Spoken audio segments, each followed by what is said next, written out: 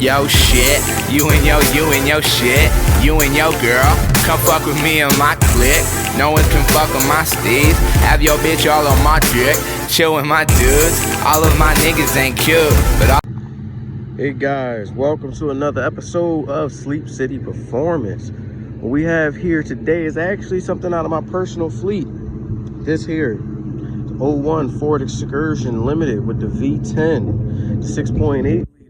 Now this is not what I would definitely classify as a sleeper, but it is definitely within capabilities with the right mods. Now with this, I love this truck. I mean, this truck, I done moved my whole house, everything in this truck. I didn't even need a U-Haul. It is just like literally ginormous on the inside. You know, truck pretty much sits pretty high, you know. It definitely is built off of the 250 platform, the F250. When Ford came out with this truck, Chevy was cornering the market with the Suburbans, and Ford wanted a piece of that action. So what they did was they built a SUV off of the F250 platform. It is still today in 2021 the biggest full-size SUV ever made. It does have seating up to 9 with this model. As you can see on the interior is pretty big. I do have battle scars right there. One right there, definitely on the driver's seat. This truck actually has close to 289,000 miles, so as you would expect, it's definitely not in pristine condition. But definitely have, you know, space for everybody in here. Definitely space for my tools, everything like that. I definitely took this trip. I took this car on a road trip to Minneapolis. It definitely drives like a dream on the road. I mean, I have room for the whole family and the dog. One of the things about driving this is, like, you know, it feels like a big rig. You know, you definitely almost feel like the biggest truck on the road. You know, cars get out your way, and especially since I have the HID lights equipped to 6,000 keys. So people definitely get out your way. People, a lot of times I get high beamed a lot, even though people don't understand that these are my low beams. Take a peek at the engine.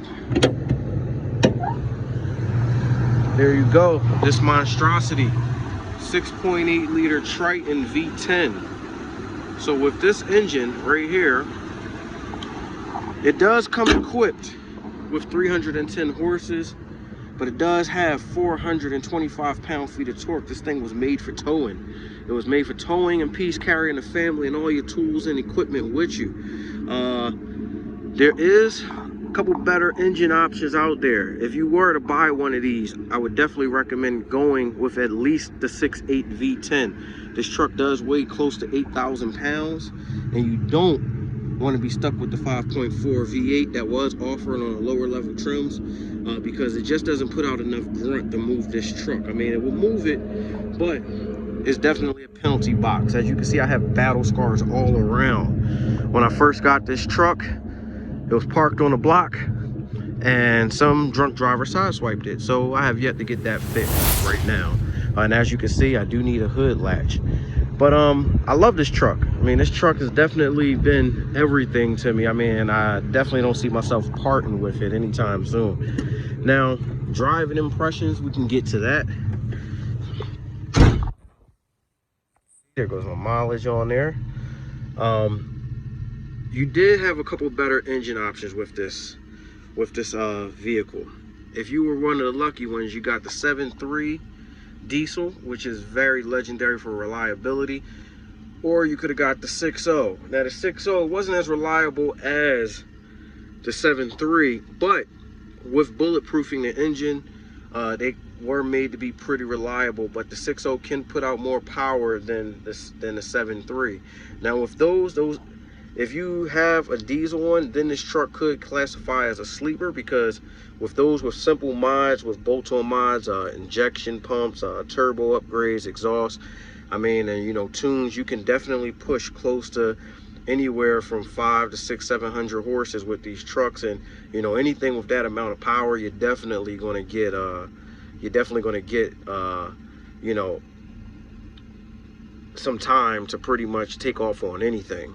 Now, if you notice, when I first got it, this truck definitely, you know, since it sits up high, I've had people come in. I had someone come in and take the catalytic converter off of it, and because of that, you know, what I did was I was like, oh, they're not going to get me anymore, so I just straight piped it. Now, it is obnoxiously loud, but I think I'll share a clip with you guys so you can see what it sounds like.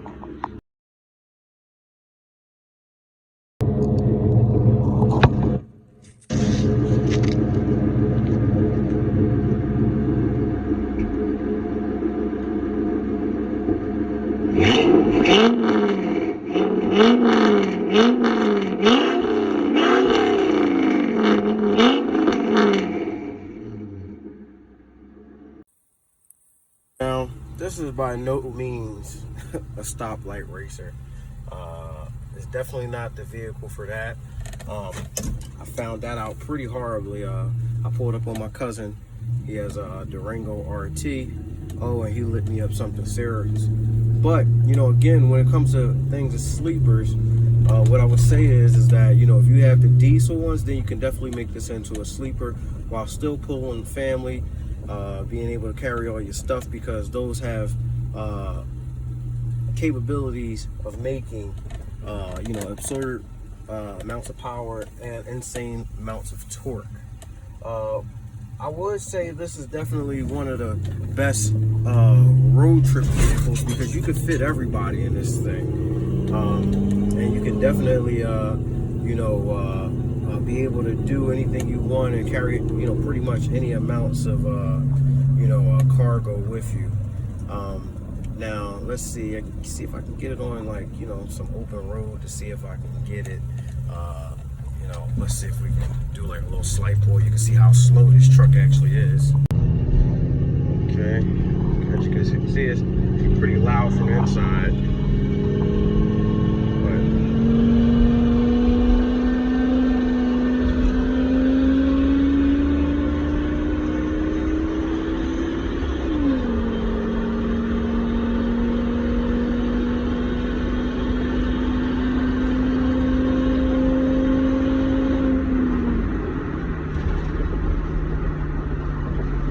Actually pretty horrible. But one of the things I would say, if you were planned on going with one of these vehicles or interested in cross shopping, there are a couple common issues that these things are notorious for. One, the actual transmission that's backed up behind the 40100 is actually a pretty legendary transmission, and you know, it's pretty sturdy. You know, they can handle upwards of 1,000 horsepower in stock form. A lot do provide upgrades to them, you know, stronger clutch bands and everything like that, especially if they have a diesel and they plan on putting out more than the stock amount of torque that it can go through it. But specifically, if you have a gas one, either the 5.4 or the 6.8, they are pretty reliable engines. I've never had an issue with this engine. The only thing that I did have an issue with is on that said trip that I did take to Minneapolis, I did have a spark plug throw out on me. And they are notorious for blowing spark plugs. The issue was fixed, I believe, after 2003. It came because Ford was actually in a rush and being lazy with the manufacturing. And what happens is that in the heads, it's normally, you know, for spark plug threads, it's normally about 6 to 7 turns before you take a spark plug out and in. But with Ford, on these early models, that was from, I think, like up to like 2000 to 03, they only had 4 turns for spark plugs. And because of that, under certain stress or operating temperatures and stuff like that, a spark plug will blow out, and it doesn't sound pretty when it does. You know, I had this happen, so because of that, I always do keep a rethreader and a time cert in here just in case. And also ignition coils. These ignition coils, I don't know what happens to them, but they are notorious for going too. You might have a bad ignition coil, which can lead to some nasty misfires. With those, I mean, you can find a nice set off at Amazon. You know, that's pretty cool.